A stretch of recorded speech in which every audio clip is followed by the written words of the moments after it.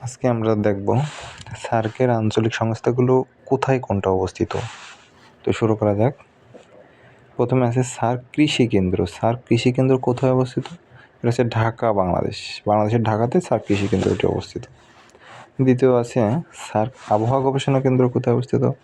সেটাও ঢাকা, বাংলাদেশে অবস্থিত। তারপর আছে সার্ক যক্ষ্মা ও HIV বা এইডস কেন্দ্রটি কোথায় অবস্থিত? এটা কিন্তু নেপালের কাঠমান্ডুতে অবস্থিত।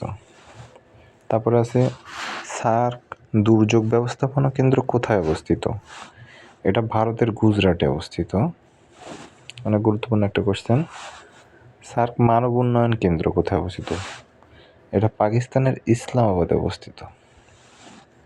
এরপরে আছে সার্ক জ্বালানি শক্তি কেন্দ্র কোথায় অবস্থিত? এটা আছে পাকিস্তানের ইসলামাবাদে। তারপর আছে সার্ক বন গবেষণা কেন্দ্র কোথায় অবস্থিত? এটা কিন্তু বেশিরভাগই পরীক্ষায় এসে থাকে।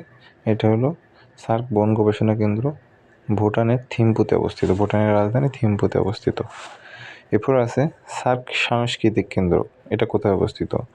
এটা 90% বিভিন্ন অ্যাডমিশন বা চাকরির প্রশ্ন পরীক্ষার ক্ষেত্রে প্রশ্ন হয়ে থাকে। সার্ক সাংস্কৃতিক কেন্দ্র এটা হচ্ছে শ্রীলঙ্কার কলম্বোতে অবস্থিত।